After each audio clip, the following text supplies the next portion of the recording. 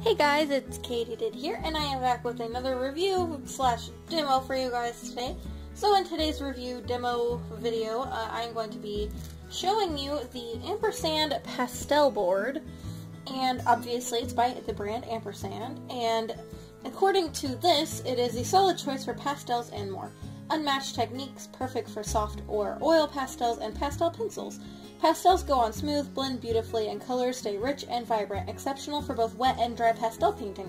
Then, it's not just for pastels. Achieve amazing results with acrylics, oils, watercolors, gouache, and charcoal. With Acrylic's Pastelbord allows smooth blending and washes simply unimaginable on canvas. So, that's really cool. And then it has exquisite sanded surface, hand-applied kaolin clay, ground textured with fine marble dust granules. Holds more pastel layers than any other surface. It's available in gray, sand, green, and soft white. And then this is obviously the white, and I have this in an 11 by 14 size.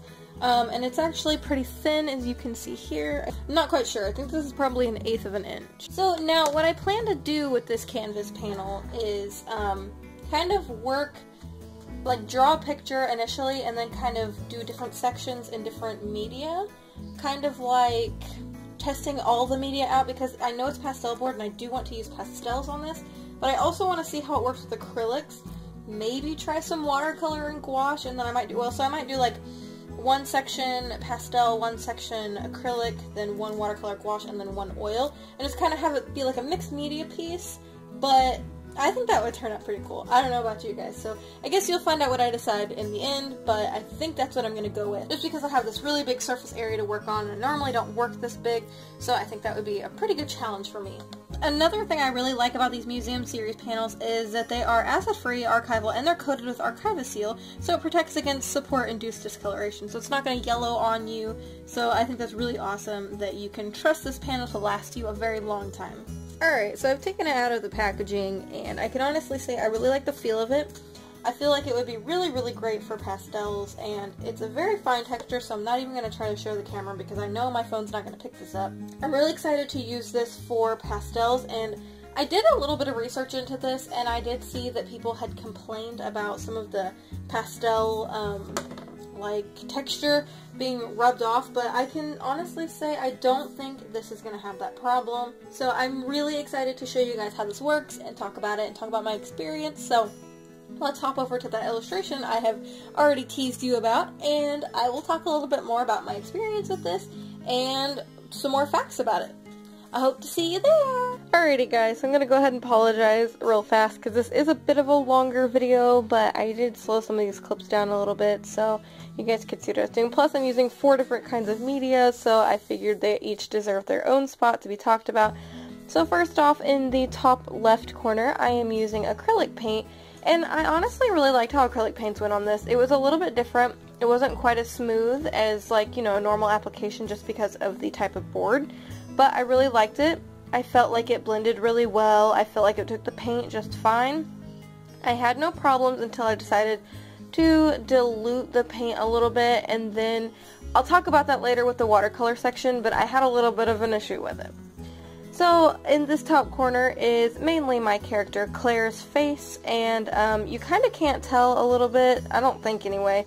It was a bit of a lighter shade of skin tone and stuff, and I'm not really sure how much you can tell, but yeah, I colored her skin tone, and obviously her face, and then a little bit of Raisha's hair, which is the girl with the black hair. So I'm just kind of painting it in right now, and like I said, I really liked how acrylic paint went on with this, and I would suggest using this with acrylic paints. It works just fine. Just don't water your paint down too much, and like I said, I'll get into that in just a second on why I would not recommend that.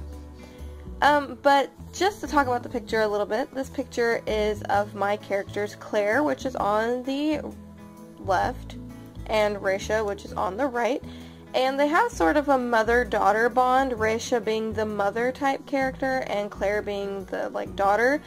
And okay, Raisha really doesn't like affection that much though. They have a mother-daughter relationship, but she's not very affectionate, so Claire is like hugging Raisha, and Raisha is not having it. So anyway, and then I did the little purple background with the watered down paint.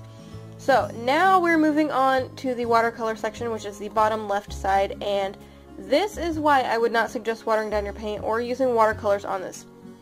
Because whenever you use the paint, yes, it goes on nicely and it blends just fine, but it kind of seeps out a little bit. I had a pastel drawing, like, as a sketch, and the watercolor didn't want to go past that, but if I used the watercolor on anything that did not have a pastel border, so to speak, it would just kind of seep out and make just kind of like little bubbles areas. I don't know how to explain that, but it's not really good for applications and where you don't have something blocking the water from escaping. But although this corner looks really bad, I did like how the watercolor worked on this board. Like I said, as long as you have something like bordering it to keep it from seeping out. Alright, so next I am moving on to the pastel portion, and this is the top right of the panel. And a lot of it is in black, and I mean, obviously it's called the pastel board, and I absolutely loved how the pastel went on this board. It was a dream. It was as good, actually better than pastel paper, and I really enjoyed it. The texture was perfect. I could blend, I could get very nice soft effects. And I'm not like a pro or anything at pastel. Actually, I'm not really a pro at art at all, but for me, the techniques that I use, which are just basic techniques, worked really well, and I had a lot of fun using it. You can blend on this pastel board with like your fingers, with tortillas. I wouldn't suggest using a chamois. I tried to use one and it like got all the paint, it's not paint, all the pastel up, but I think that was the chamois' fault. I honestly don't think it was the board's fault, but the board holds pastel colors so beautifully. So, now I am moving on to the last portion in the bottom right half, which is the oil paint. And I want to be the first to say that oil painting on this panel was a dream. I really liked it. I don't think I say really enough. It went on smoothly. It even is drying faster than I thought it would. It's not completely dry at the time of me voice filming this, and by the time you watch it, it probably still won't be. But I love the applications for oils. I mean, they go on so smooth. It's literally better than any panel I've used for oils so far. And I've only used a textured panel. I haven't used a smooth board yet, like I want to. But I really enjoy how the applications for the oil paint went on. They blended nicely. I mean, it was a dream to work with. And I want to go ahead and thank you, Ampersand, for letting me try all these boards out. You guys were super generous to me, and I cannot say thank you enough. I really hope you guys liked this video. If you did, please hit that thumbs up button. It really helps me out a lot. Also, if you have any suggestions on what I should review next, let me know in the comments down below. And don't forget to subscribe if you haven't already to join our cute little artist family. You can follow me on DeviantArt, PageWorld, Twitter, and Instagram. All of my links are down in the description below. And until next time, guys, toodaloo!